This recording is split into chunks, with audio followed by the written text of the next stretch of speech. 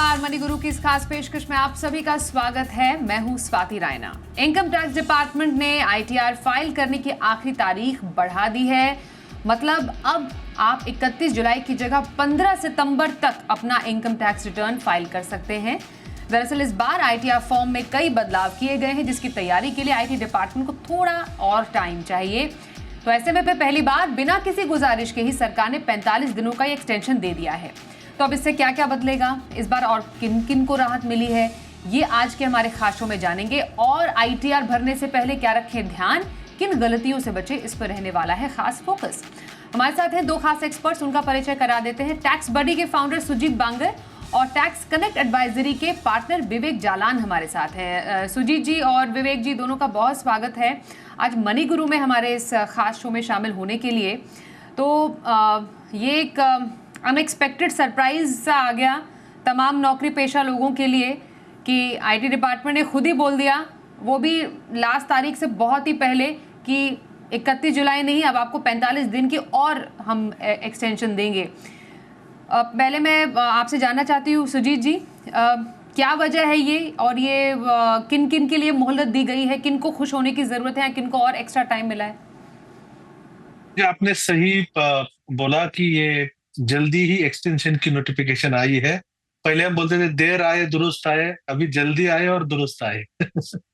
तो ये बहुत अच्छी चीज है कि अगर एक्सटेंशन लाना है तो जल्दी लाओ। लास्ट मोमेंट एक्सटेंशन का फायदा ज्यादा नहीं होता, तो ये वेलकम स्टेप है। और सेकंडली, आपका जो क्वेश्चन है किन किन लोगों के लिए लागू है, तो 31 जुलाई का रिटर्न फाइलिंग का डेडलाइन जिन लोगों के लिए लागू था, इंडिविजुअल्स और जिनका ऑडिट करने की जरूरत नहीं है, वो जो करदाता होते हैं, उनका जो फाइलिंग 31 जुलाई का जो डेट था, वो डेट अभी 15 सितंबर तक गया है ब्लैंकेटली। ओके, तो ये रहा उन लोगों के लिए जिनको 31 जुलाई तक भरना था अपना आईटीआर। तो विवेक जी, मतलब जो जिन खातों का ऑडिट होता है उनमें बेसिकली कोई बदलाव नहीं, क्योंकि थोड़ा कंफ्यूजन था। जिनको 31 अक्टूबर तक अपना टैक्स फाइल करना होता है, जो ऑडिट के दायरे में आते हैं, उनके टाइमलाइन में कोई चेंज नहीं है। ये जो सैलरीड नौकरी पेशा है, जो 31 जुलाई जिनकी स्पेशली डेट है, उनके लिए थोड़ी रियायत है। Are we right? Swati ji, ये सही है कि सिर्फ जिनकी डेडलाइन 31 जुलाई थी, जैसा सुजीत जी ने भी कहा, उन्हीं के लिए ये टाइमलाइन जो एक्सटेंशन हुआ है एप्लीकेबल है। जिनकी फाइलें ऑडिट होंगी, जिनका डेट 31 अक्टूबर है या 30 नवंबर, जिनकी फॉरेन टैक्स इनकम के लिए ऑडिट होगी, उनके लिए ये एक्सटेंशन नहीं है। एक और चीज मैं कहना चाहता हूँ, आपने कहा जैसे कि इनकम टैक्स रिटर्न जो है, ये एक जो एक्सटेंशन है, ये बहुत पहले आ गया और बिना मांगे ही आ गया। उसके लिए मैं कहना चाहता हूँ कि इस बार एक्सपेक्टेड था, क्योंकि इनकम टैक्स रिटर्न की जो यूटिलिटी है वो अभी तक भी बाहर नहीं हुई है। और एक गुजरात हाई कोर्ट का जजमेंट था गुजरात टैक्स चेंबर्स के केस में, जिसमें हाई कोर्ट ने और पंजाब हाई कोर्ट ने भी कहा था कि इनकम टैक्स की रिटर्नें अगर अप्रैल के पहले नहीं आती है तो आपको डेट एक्सटेंड करनी चाहिए। तो उसी हाई कोर्ट के जजमेंट के हिसाब से हमें लग रहा है ये एक्सटेंशन इतनी पहले आ गया है। तो ये हमने समझा कि किन के लिए है आईटीआर की नई डेडलाइन, और किन्हें ये एक्स्ट्रा 45 डेज की मोहलत मिली है। 15 सितंबर 2025 तक अब आप आईटीआर फाइल कर सकते हैं। बेसिकली जो नौकरी पेशा सैलरीड इंडिविजुअल्स है, उनके लिए ये अच्छी खबर। पर सुजीत जी, इस बार हमने देखा कि आईटीआर फॉर्म्स में कुछ बदलाव हुए हैं। क्या यही एक बड़ी वजह है जिसकी वजह से टैक्स डिपार्टमेंट को लगा कि हो सकता है लोगों को थोड़ी दिक्कतें पेश आ सकती हैं, थोड़ा समझने में वक्त लग सकता है, इसलिए क्यों ना थोड़ा सा और टाइम दे दिया जाए? और क्या ये भी आपको लगता है कि हो सकता है सिर्फ ये 45 डेज ही नहीं, इसको थोड़ा और बढ़ाने की नौबत आ सकती है? अगर हम प्रेसिडेंस लास्ट 2 सालों का देखें, तो 2 साल में डिपार्टमेंट ने ये प्रेसिडेंस रखा था कि बहुत जल्दी ही फॉर्म्स वो रिलीज करते थे।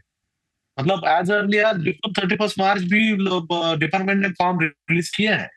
तो दिस ईयर फॉर्म रिलीज करने में ही पहले उन्होंने डिले कर दिया। तो पहला डिले कर दिया फॉर्म रिलीज करने में, फिर स्कीमा उन्होंने अभी सिर्फ ITR 1 और 4 का शायद 2 दिन पहले उन्होंने रिलीज किया। तो ये जो डिले है ये अनप्रेसिडेंटेड डिले हो रहा है। तो सिर्फ ये डिले यही एक कारण नहीं है। दूसरी चीज है, जो उन्होंने फॉर्म रिलीज किए उस फॉर्म्स में कुछ मूलभूत, कुछ फंडामेंटल चेंजेस हैं। हम हमेशा ये जानते हैं कि कैपिटल गेन का जो रिटर्न है वो हम ITR 1 में फाइल नहीं कर सकते, राइट। लेकिन अभी जो चेंजेस आए हैं उसमें अगर आपका 1.24 लाख तक का आपका इक्विटी म्यूचुअल फंड का गेन है जो एग्जेम्पशन के लिमिट में आता है, तो आप ITR 1 में वो रिपोर्ट कर सकते हैं, आप ITR 4 में वो रिपोर्ट कर सकते हैं। पहले ऐसा नहीं था। तो अलॉन्ग विद दैट पहले आपको एक किसी भी एक बैंक अकाउंट आप दे दे जिसमें आप आपका रिफंड का पैसा आपको लेना है तो चल जाता था। अभी जो नए फॉर्म रिलीज किए हैं उन्होंने और एक मेजर चेंज जो लाया है वो है आपको ऑल बैंक अकाउंट जो है आपके वो आपको वहां पे रिपोर्ट करने हैं। बाकायदा उन्होंने वो स्पेशली मेंशन किया है। इवन 80GG का जो रेंट का डिडक्शन होता है, हम HRA लेते हैं, HRA का डिडक्शन अगर हमें नहीं, अगर मैं सेल्फ एम्प्लॉयड हूँ तो मैं 80GG का डिडक्शन ले सकता हूँ, मैं अगर रेंट पे रहता हूँ तो 80GG के डिडक्शन के साथ जो फॉर्म होता है वो अभी रिटर्न के साथ सबमिशन का जो उन्होंने कंपल्सन लाया है। तो ये तो कुछ मैंने चेंजेस बताया आपको, ऐसे और तो मेजर चेंजेस है। HRA में भी उन्होंने बहुत बड़ा चेंज लाया। HRA में भी उनको कंपलसरी किया है अभी यूजर को कि metro, non metro and further further certain certain details to be mention, ये एक अनिवार्य किया है। तो ये सारे चेंजेस जो है ये चेंजेस भी आ रहे हैं और फॉर्म जल्दी आया नहीं, स्कीमा जल्दी आया नहीं। तो इसके कारण एज विवेक जी ने सही बताया कि एवरीबॉडी इकोसिस्टम में सब लोग सोचते थे कि ये 31 जुलाई एक्सटेंड करना ही पड़ेगा, इस थॉट प्रोसेस पे सब जा रहे थे। और आपका दूसरा जो पॉइंट है कि शायद शायद शायद ये 15 सितंबर के आगे भी जा सकता है, क्योंकि 31 मई को हमारे ऑर्गेनाइजेशन में हजारों रिटर्न फाइल हुए थे last year. As on today India में एक भी रिटर्न फाइल नहीं हुआ अभी तक। बिल्कुल। तो ये कुछ तैयारियां पहले से ही IT डिपार्टमेंट ने की, शायद पहले से ही उन्होंने ये अज्यूम किया या उन्हें लगा कि कुछ दिक्कतें आ सकती हैं, इसलिए बिना मांगे उन्होंने ये मोहलत दे दी है। तो हम समझने की कोशिश करें, जो अब ये एक्स्ट्रा जो दिन विवेक जी मिले हैं, हम ये कहते हैं कि रिटर्न में जल्दबाजी सही नहीं है, लेकिन लेट लतीफ़ी भी सही नहीं है। आप इतना भी देरी मत कर लीजिए कि आपकी डेडलाइन भी निकल जाए। अब तो आपके पास 15 सितंबर तक की तारीख है, तो समय काफ़ी है। जो टैक्स फाइलिंग की जो लोग अब तैयारी करेंगे, बताइए कैसे आप प्रिपरेशन कैसे करनी है? अब जो नए फॉर्म्स हैं उनको समझ के कैसे अपना टैक्स भरें? आपको लगता है कि थोड़ा कन्फ्यूजन होगा या और सरल हुआ है ये जो कुछ बदलाव हुए हैं जिसका जिक्र अभी सुजीत जी ने भी किया? और कौन से डॉक्यूमेंट्स बिल्कुल रेडीली अपने पास मैचिंग या फिर टैली करने के लिए रखने चाहिए? जी हाँ, स्वाति जी, तो ये बात आपकी सही है कि अंत दिन तक अगर 15 सितंबर तक रिटर्न डेट की एक्सटेंशन हुई है तो हम 14 सितंबर तक ना करें रिटर्न फाइल करने की जो डेडलाइन है, वो हम ये ना सोचें कि हम 14 सितंबर को रिटर्न फाइल करेंगे। उसके बहुत पहले ही हमें रिटर्न फाइल कर देना चाहिए। परंतु इसमें काफ़ी सारी दिक्कतें भी आती हैं, जो मूलतः दिक्कतें हैं, जैसे कि TDS।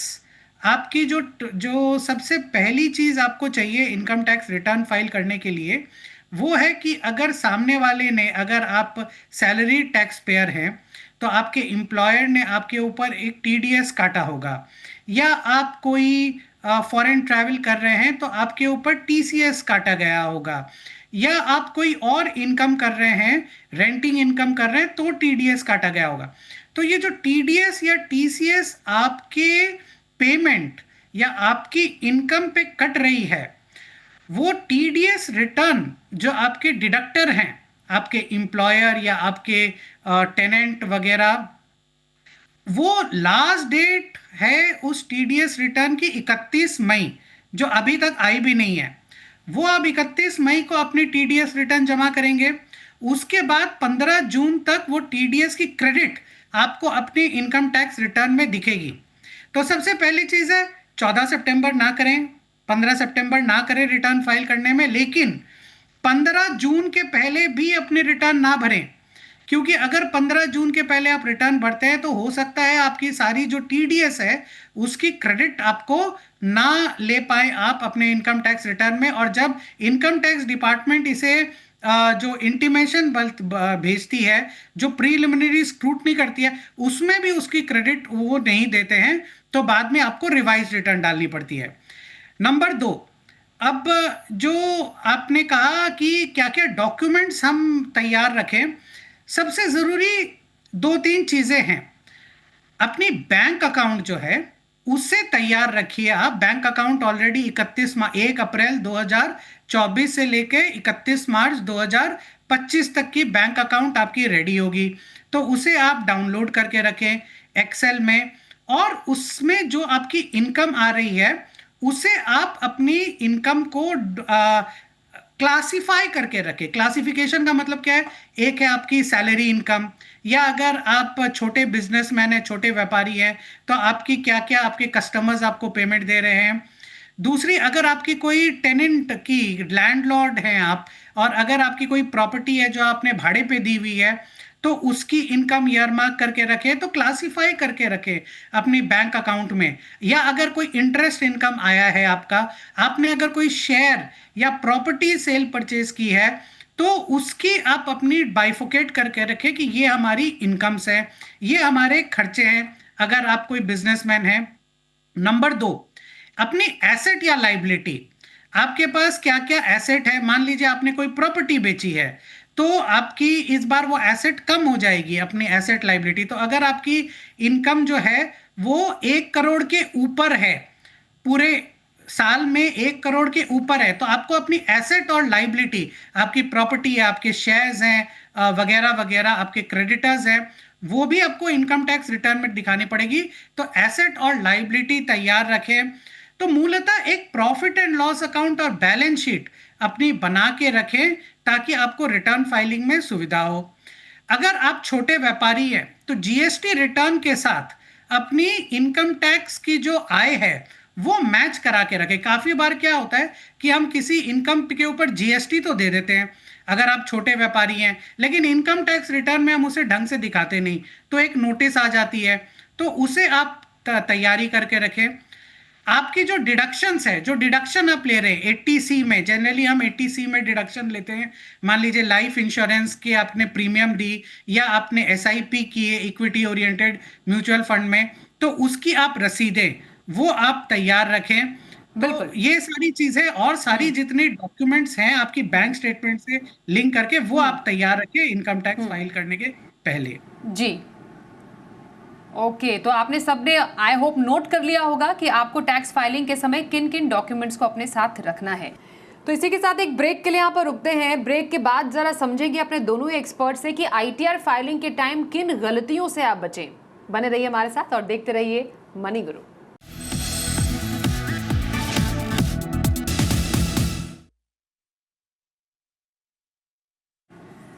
चलिए, आईटीआर फाइलिंग की तमाम बारीकियां हम समझ रहे हैं। विवेक जालन हमारे साथ है, उनसे ज़रा समझते हैं कि कौन सी ऐसी यूजुअली मिस्टेक्स हो जाती है रिटर्न फाइल करने से पहले, जिसको बहुत ही ध्यान से आपको अवॉइड करना चाहिए, जिसके बाद कहीं फाइन की नौबत ना आ जाए।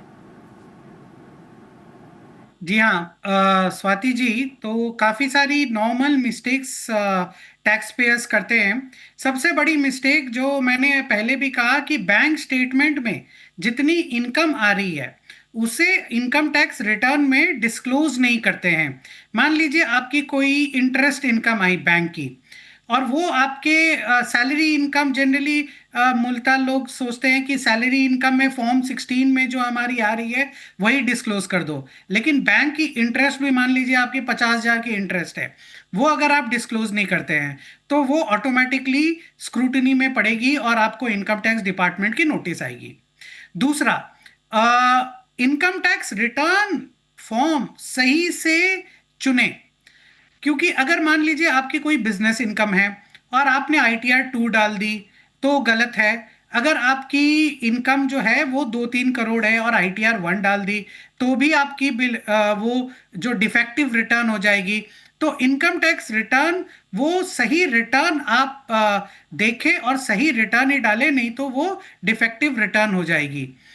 तीसरा और सबसे इंपॉर्टेंट, अपनी जो टीडीएस आपकी जो कटी है 26 एएस में, एक तो है वो टीडीएस सारी क्लेम करना, इंपॉर्टेंट ये भी है कि जिस इनकम के ऊपर आपकी टीडीएस कटी है वो इनकम को भी अपनी आईटीआर में दिखाना। नहीं तो क्या होगा कि इनकम जो है आपकी वो आईटीआर में नहीं आएगी और टीडीएस की आप क्रेडिट क्लेम करेंगे या टीसीएस की आप क्रेडिट क्लेम करेंगे तो वो भी आपकी इनकम टैक्स डिपार्टमेंट जो है वो एक नोटिस आ सकती है आपको कि आपने इनकम तो ऑफर किया ही नहीं टैक्सेशन में और टीडीएस इसके ऊपर आप क्लेम करने चले गए। चौथा, काफी बार अगर जो छोटे व्यापारी है हमारे वो क्या करते हैं कि इनकम टैक्स जीएसटी रिटर्न जो डालते हैं उस पे जीएसटी दे देते हैं, लेकिन इनकम टैक्स रिटर्न में इनकम माइनस एक्सपेंडिचर तो नेट ऑफ करके वो दिखा देते हैं, तो जीएसटी रिटर्न और इनकम टैक्स रिटर्न दोनों में मिसमैच हो जाता है तो उसमें भी नोटिस आ जाती है। पांचवा, काफी बार इन्वेस्टमेंट इनकम होती है आपकी, अगर आपने शेयर सेल परचेज किया है तो उसकी आपकी जो इनकम आती है वो आप ठीक से डिस्क्लोज नहीं करते, लॉन्ग टर्म कैपिटल गेन है कि शॉर्ट टर्म कैपिटल गेन है वो आप ठीक से उसकी आकलन नहीं करते, और वो अगर शॉर्ट टर्म को आप लॉन्ग टर्म में दिखा दिए तो आपने टैक्स कम पे किया तो उसके ऊपर भी नोटिस आ जाती है। और छठवा जो सबसे जरूरी है इस बार के रिटर्न में, और इस बार के रिटर्न को डिले इसीलिए किया गया है, सबसे इंपॉर्टेंट चीज जो है वो है कैपिटल गेन। कैपिटल गेन हमें पता है कि जो बजट आया था जुलाई 2024 में उसमें कैपिटल गेन की पूरी स्ट्रक्चर को चेंज कर दिया गया है। अगर आप प्रॉपर्टी जो है अपनी वो 23 जुलाई 2024 के पहले बेचे हैं तो उसमें आप इंडेक्सेशन ले सकते हैं, अगर उसके बाद बेचे हैं तो इंडेक्सेशन नहीं ले सकते। अगर उसके पहले बेचे हैं तो कैपिटल गेन या तो 20% विद इंडेक्सेशन या 10% विदाउट इंडेक्सेशन जो लॉन्ग टर्म कैपिटल गेन है वो आपको डालनी पड़ेगी। और अगर आप 23 जुलाई 2024 के बाद प्रॉपर्टी अपनी सेल किए हैं तो उसमें आपको 12.5% विदाउट इंडेक्सेशन आपको जो long term capital gain charge होगा। शॉर्ट टर्म कैपिटल गेन भी 15% से 20% हो गया है। तो कैपिटल गेन की जो पूरी जो स्ट्रक्चर है वो चेंज हो गई है इस साल के दौरान। तो अगर आपकी कोई कैपिटल गेन हो तो उसकी आकलन ठीक से करें, उसके ऊपर टैक्स अपनी जो एस्टिमेट ठीक से करें, उसके ऊपर कंप्यूटेशन करें और सही से इनकम टैक्स रिटर्न डालें ताकि जो है वापस से नोटिस ना आए आपको। तो ये कुछ गलतियां हैं जो आपको खास तौर पर 2025 में तो बिल्कुल भी नहीं करनी है। सुजीत जी, आखिरी सवाल आपसे होगा बहुत संक्षिप्त में, ये कि कई लोगों को लगता है कि हमारी तो उतनी आय ही नहीं है कि हम आईटीआर फाइल करें, तो जरा ये गलती और गलत फहमी दूर करने की जरा कोशिश कीजिए लोगों की। क्या आईटीआर फाइल अगर आप टैक्सेबल इनकम में नहीं आते फिर भी फाइल करना जरूरी है? ये सबसे पहली चीज तो गिग वर्कर में तो फाइलिंग का बहुत अवेयरनेस बढ़ रहा है। तो आपका टीडीएस आपका हो रहा है और वो आपको रिफंड चाहिए तो आपको फाइल करना ही है, राइट, उसमें कोई चारा नहीं है। आल्सो आपको वीजा के लिए, बैंक के लोन के लिए आपको return of income as a proof देना पड़ता है, तो उसके लिए आपको फाइल रिटर्न ऑफ इनकम करना ही है। लेकिन सबसे इंपॉर्टेंट चीज जो मैं बोलना चाहता हूँ वो ये है कि एक मिसकंसेप्शन है लोगों के मन में कि 5 लाख तक पहले बोलते थे कि रिटर्न फाइल की जरूरत नहीं है, अभी 12 लाख के लिमिट के बाद एक मिसकंसेप्शन आ रहा है 12 लाख तक रिटर्न फाइल करने की जरूरत नहीं होगी। तो आपका अगर इनकम थोड़ा भी बेसिक एग्जामिनेशन लिमिट से क्रॉस हो रहा है तो आपको रिटर्न तो कंपलसरी फाइल करना ही है। आप रिबेट ले लो, टैक्स 0 आ जाएगा, बट रिटर्न फाइल करना ही है। तो ये दोनों सिनेरियो में, सेकंड सिनेरियो में कंपलसरी है, आगे एग्जामिनेशन लिमिट के आगे है तो आपको रिटर्न फाइल करना ही है। लेकिन आपका अगर टीडीएस हुआ है तो रिफंड के लिए फाइल करो, अदरवाइज आप इनकम अर्न करने हो तो रिटर्न मैं तो सजेस्ट करता हूँ फाइल करने में क्या हर्ज है, वो तो अपना एक वैलिड प्रूफ होता है कि मैंने इतना इनकम अर्न किया है। It is matter of pride also, एक प्राइड मोमेंट भी होता है वो, तो इसलिए इनकम टैक्स रिटर्न फाइल करना चाहिए अगर एग्जामिनेशन लिमिट के नीचे है तो भी। जी, तो ये आप सबने समझ लिया कि आप एग्जामिनेशन लिमिट से कम भी हैं फिर भी आपको आईटी फाइल जरूर करना चाहिए और किन गलतियों से बचे ये भी समझा हमने। सुजीत जी और विवेक जी, हमारे आज के इस खास शो में शामिल होने के लिए आप दोनों का करेंगे बहुत धन्यवाद। एक छोटे से ब्रेक के लिए रुकते हैं, खबरें जारी रहेंगी, देखते रहिए जी बिजनेस।